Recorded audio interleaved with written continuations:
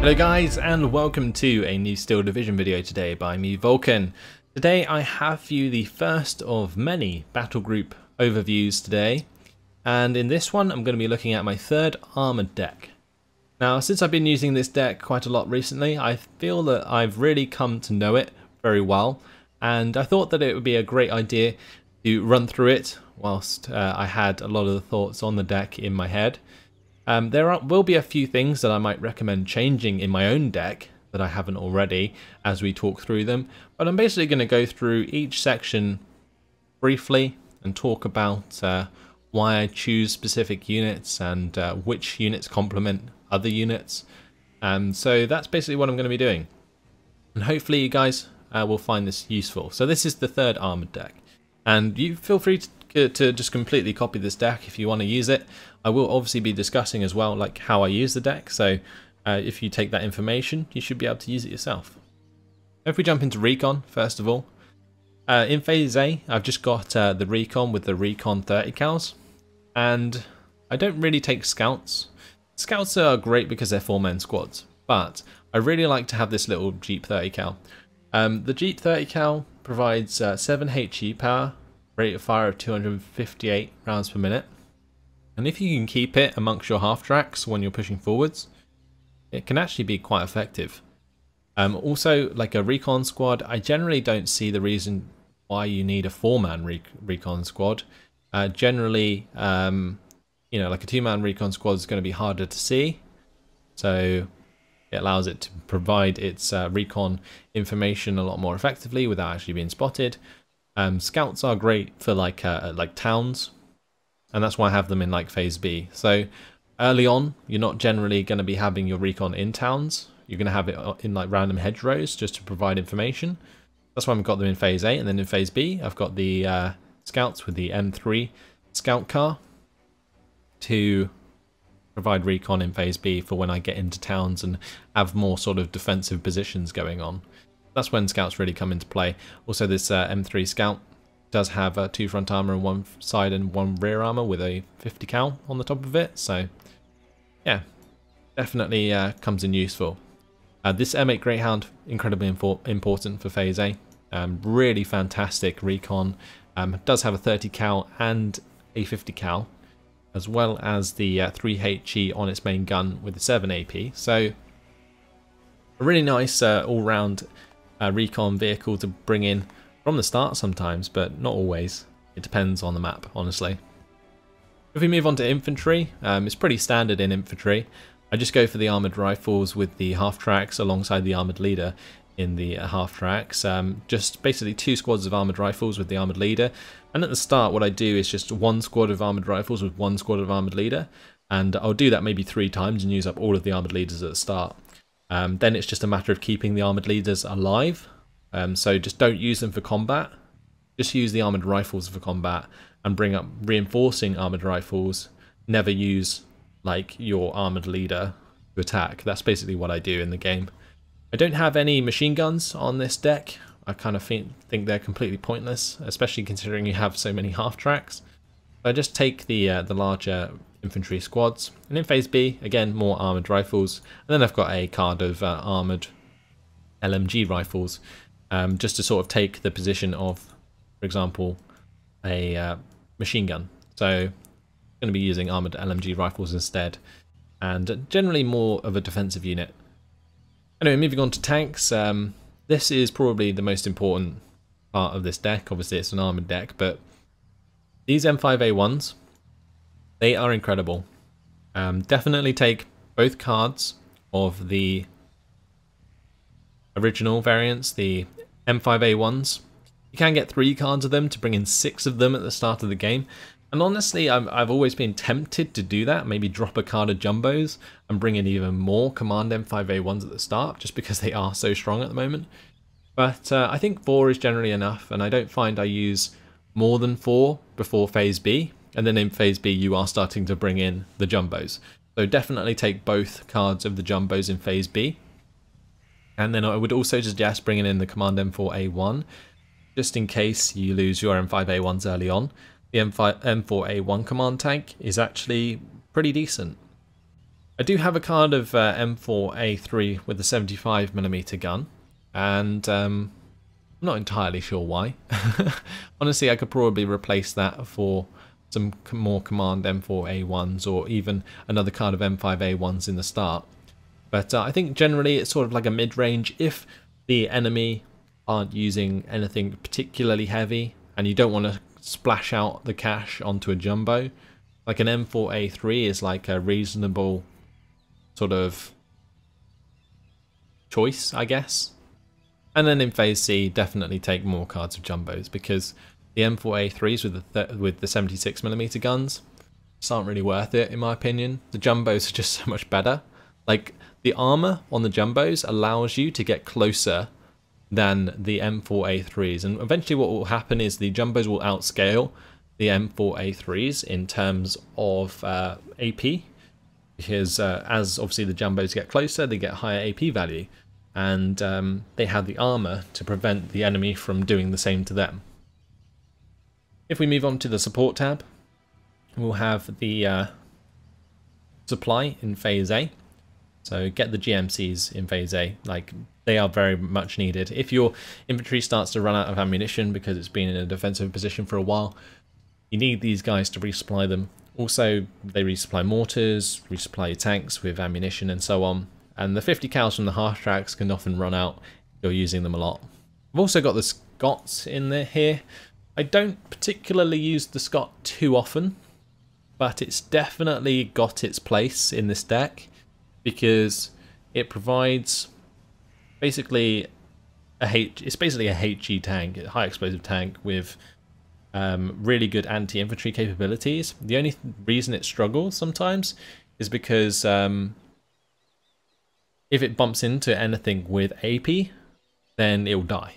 Like, it's as simple as that, because it can't really defend itself very well. Its HE isn't high enough for it to destroy enemy light armor. That's the only issue with the Scot. I don't bring in the Jeep 50 cals, although some people sort of rate them. They're not actually that great. If we look at the HE value of like a Jeep with a 50 cal compared to like the Recon Jeep, like the 30 cal Jeep, it's got the same HE value as the 30 cal. It's not actually that good at all. In terms of this M20 command, you could bring in one of these. They can be quite useful in certain situations, but if you're using loads of M5A1 command tanks, you don't need the M20 commands at all. Then I don't bring flamethrowers just because they're two-man squads and they are only 100-meter range. Generally gets them killed before they're even useful. And then I do have 2 units of M4A3s with 105mm guns. 15 HE is actually quite significant. And sometimes you'll see me bring these in to support an infantry push mid-game, but they definitely need to be supported by jumbos if you're going to be using them. If we move on to anti-tanks, well, I've got the 3 AT guns in Phase A. These 57mm AT guns are coming in Jeeps, not in the half-tracks. Generally, like, the half-tracks I feel like just make the AT guns overpriced for the start of the game. Like, if you only have them as 55 points, you can bring in like all 3 AT guns and it doesn't feel like you're paying too much. Whereas if you're bringing them in half tracks, you're going to bring in 2 and then you're paying almost the same amount as 2 with Jeeps. And those half tracks are only the standard half tracks with the 30 cal on it rather than the 50 cal. I guess the main difference between the 50 cal and the 30 cal, by the way, is basically its range. The HE value is exactly the same. I think the rate of fire is also slightly different, but generally, yeah, it's just the range. It's a difference. And these guys only have 600-meter range on their 30 cal, and that's not particularly fantastic. And in Phase B, I've actually got the 2-star M5 gun 76mm, which has like 2-star veterancy. You have this with a command infantry squad or by a command tank. You'll have 3 stars. It'll reload very quickly and deal a lot of damage with 14 AP. And I've got the 2 in Phase C as well. Now this does leave you very vulnerable in the mid game in terms of like anti-tank. You don't have much anti-tank to work with. But the way I see it is that if you're bringing in jumbos in Phase B, you don't need as many anti-tank guns at all. And these anti-tank guns are really just for sniping panthers and other heavier armoured units. If we move on to the anti-air tab, I've just got the M16 MGMCs in phase A. Don't really rate both as too much. They can be useful if you put them in very good locations near towns and so on to pin down ground forces, but I generally like my AA to be quite maneuverable so that it can't get destroyed by enemy air attacks, which does sound rather silly considering it's anti-air, but it does happen, and I'm pretty sure you guys know it happens quite a lot. So maneuvering these guys around can generally be quite useful, and these CGMCs are extremely good. Now you have to ignore the random movement of this gun, but the 9 HE power on the main gun is actually really good for forcing back enemy aircraft very quickly. You can get 2 of those in phase B, that's what I generally choose, and then I'm going to get 4 more of them in phase C. As for artillery, I do bring in 4 mortar carriers in phase A, generally because mortar carriers are extremely useful. The only thing with these mortar carriers is that they are extremely expensive. They cost 100 points, but the benefit of that is that they have obviously 10 HE, as you can see, compared to the 60mm mortar. These guys are 70 points. They come with a half track, but obviously they only have a 4-man squad, and they're 60mm mortar with 6 HE. Whereas you can pay for 100 points and get a half track with a 10 HE mortar, which is very strong, plus a 50 cal half track. So it can look after itself against enemy infantry and also use its mortar very effectively. So these guys, in my opinion, are so much better than the mortar 60mm, and you should never really bring in the 60mm mortars. Then for artillery, got all of the Calliopes, all of them. In phase B, it's definitely important to be able to bring one in. So definitely want this one. Having 2 cards of Calliopes, I only really have it because I had extra slots, I think. You could probably get away with only having like 3 of them and then just bring in supply. Having 5 of them and trying to resupply them all would be quite difficult. But either way, I just have them in there at the moment. But generally, you could probably drop out a Calliope and swap it in for, I don't know, maybe another support tab unit, or maybe another anti-air unit, or even maybe another air unit, although my air tab's completely full. So in my air tab, I actually have these lightnings with the rocket pods. They're very similar to the like anti-air lightnings you can get as the 2nd Infantry. But these guys have the rocket pods, of course, with the 10 HE power. The rocket pods aren't really what you use them for, though. They're great interceptors, very fast, 650 km/h speed, and can take out those like pesky HS-129s that really are a bane of the 3rd Armored's deck early on. Then in phase A, I also have the Lightnings, or the Mustangs, sorry. These Mustangs, you can get them in phase A. Definitely bring them in. And then I've got 3 more Mustangs in phase B. So 5 Mustangs on this deck, and I think that's 3 Lightnings as well.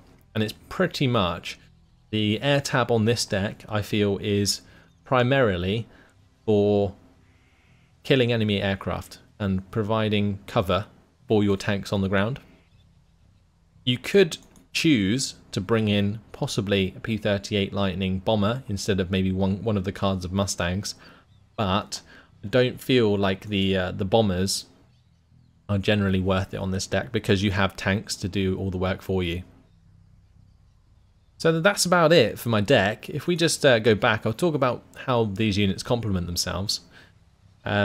Generally what I like to do with this deck is use the Command M5A1s in combination with the armoured rifles and their half tracks to make solid pushes onto the enemy.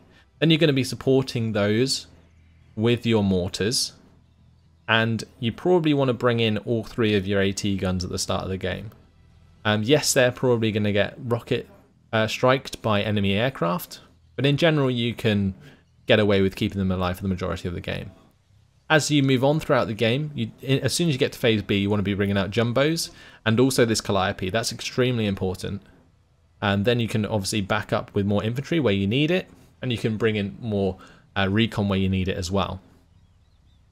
Your Air Force is basically the air tab in this is completely reliant on how many aircraft your opponent's using.